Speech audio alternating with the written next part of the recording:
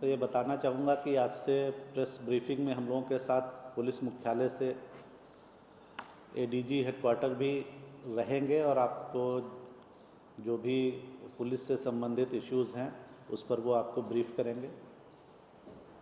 आज का जो मुख्य बिंदु हैं, एक तो लगातार इसकी समीक्षा माननीय मुख्यमंत्री द्वारा की जा रही है और कल एक काफ़ी लंबी समीक्षात्मक बैठक की गई सभी ऐसे विभागों के साथ जिनके द्वारा ग्रामीण क्षेत्रों में रोजगार सृजन का कार्य किया जा सकता है। तो जो भी गाइडलाइंस हैं और जो भी कार्य अलाउड हैं उनके अंतर्गत कुछ महत्वपूर्ण निर्देश दिए गए थे। उनमें मुख्य रूप से जो गेहूं का प्रोक्योरमेंट है उसके लिए पैक्स के माध्यम से प्रोक्योरमेंट को करने का निर्णय लिया गया है। पिछले वर्ष तक गेहूं का प्रोक्योरमेंट व्यापार मंडल के माध्यम से होता था और प्रखंड में एक ही केंद्र होता था। तो इस बार ये पंचायत स्तर पर पैक्सों के माध्यम से किया जाएगा। इससे किसानों को काफ़ी लाभ होगा और उनको पंचायत में ही अपनी उपज का मूल्य समुचित मिल पाएगा। इसके अलावा जो महत्वपूर्ण योजनाएं हैं, चाहे वो नल का जल का निश्चय हो, हर घर तक पक्की गली नालियां हों, कुछ फ्लड प्रोटेक्शन वर्क, क्योंकि अब इसके बाद जब बरसात का समय भी आने वाला है तो उसके लिए जहाँ जहाँ पर फ्लड प्रोटेक्शन का काम होना है उन कामों को भी चालू कराया जाएगा। और इन सभी कार्यों में ये निर्देश दिया गया है कि सोशल डिस्टेंसिंग के जो भी नॉर्म्स हैं उनका पूरा अनुपालन किया जाएगा और योजनाओं की जो कंटिजेंसी होती है, जो आकस्मिकता निधि होती है हर योजना में, उससे फ्री ऑफ कास्ट मास्क और ये सब उपाय ये जो भी उसमें काम करने वाले श्रमिक होंगे उनको उपलब्ध कराए जाएंगे।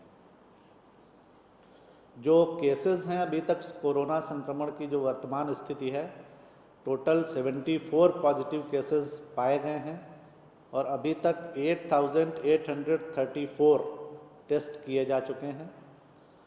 जो आपदा राहत केंद्र हैं, ये आपदा राहत केंद्र जो शहरों में हमारे फंसे हुए हैं, मजदूर वर्ग के लोग हैं, श्रमिक हैं या ऐसे अन्य लोग जो हैं, उनके लिए उनको कोई समस्या नहीं हो इसके लिए चलाए जा रहे हैं। यहाँ पर भोजन, आवासन और चिकित्सकीय जांच की सुविधा उपलब्ध है। ये 150 केंद्र चल रहे हैं और इनमें अभी 25,378 लोग इनका फ़ायदा उठा पा रहे हैं। जो पंचायत स्तरीय क्वारंटाइन सेंटर्स हैं उनकी संख्या कम हो रही है क्योंकि वो पीरियड जो क्वारंटाइन का होता है वो पूरा हो रहा है। आज की तिथि में अभी 1460 पंचायत स्तरीय क्वारंटाइन केंद्र हम लोगों के चल रहे हैं और उनमें अभी 13,742 इतने लोग आवासित हैं। हम लोगों को जो कॉल्स आते हैं, चाहे वो आपदा प्रबंधन विभाग के कंट्रोल रूम में हो या बिहार भवन में हो या मुख्यमंत्री सचिवालय में, इसके अलावा व्हाट्सएप पे या गूगल डॉक्स पे भी लोग मैसेज करते हैं, उनकी कुल संख्या आज बढ़कर 63,687 अभी तक हो गई है और जो लोग इसमें इन्वॉल्व हैं वो 10,32,000 के आसपास लोग इसमें इन्वॉल्व हैं। हम लोग इन सभी से सभी कार्यालयों से फीडबैक ले रहे हैं, जो हमारे कंट्रोल रूम्स हैं वहाँ के माध्यम से, और जो भी समस्या हो रही है इन लोगों को उसको दूर करने का प्रयास संबंधित राज्य सरकारों के साथ समन्वय कर किया जा रहा है। जो मुख्यमंत्री विशेष सहायता के अंतर्गत बिहार के बाहर लोग फंसे हैं उन्हें 1,000 रुपये प्रति व्यक्ति की राशि दी जा रही है। इनकी रजिस्ट्रेशन की जो संख्या है वो आज बढ़कर 14,85,000 हो गई है और इनमें से 9,44,000 लोगों को हम लोगों ने राशि अंतरण की स्वीकृति दे दी है और ये राशि जल्दी से ही इनको उपलब्ध हो जाएगी।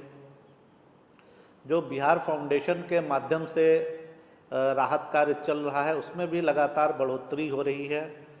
9 राज्यों में 12 शहरों में कल तक जो 50 केंद्र चल रहे थे उनकी संख्या आज बढ़कर 55 हो गई है और इनमें कुल बेनिफिशरी अभी तक जब से ये केंद्र चले हैं 7,22,000 इसके बेनिफिशरीज़ अभी तक हो गए हैं।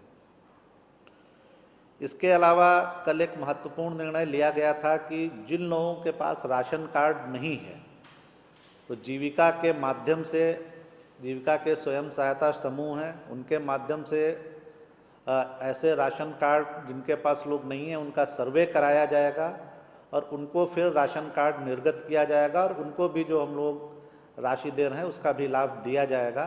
तो ये कार्य प्रारंभ हो गया है। ग्रामीण विकास विभाग और खाद्य एवं उपभोक्ता संरक्षण विभाग के समन्वय से यह काम किया जा रहा है और शीघ्र ही हम लोग ऐसे लोगों को भी मदद पहुंचाने में तुरंत इसको पहुंचाने में सक्षम होंगे।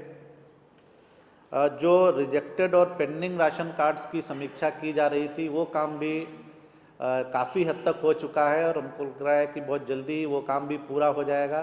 तो एक जो ये इशू आ रहा था कि जिन लोगों के पास राशन कार्ड नहीं है उनको कैसे मदद होगी, तो ये इस इशू का भी समाधान शीघ्र ही हो जाएगा। हमको स्ट्रिक्टली एनफोर्स करने के लिए पुलिस ने जो कदम उठाए और जो कार्रवाई करने की आवश्यकता पड़ी उसके बारे में पहले मैं बता देता हूं, फिर उसके बाद कुमुलेटिव रूप में अभी तक कितना अचीवमेंट रहा है और क्या उपलब्धि रही है वो मैं बता दूंगा। लॉकडाउन को एनफोर्स करने के लिए आज 12 बजे तक पिछले 24 घंटे में कुल 45 कांड दर्ज किए गए हैं। 84 व्यक्तियों की गिरफ्तारी की गई है जो लॉकडाउन में संलिप्त थे।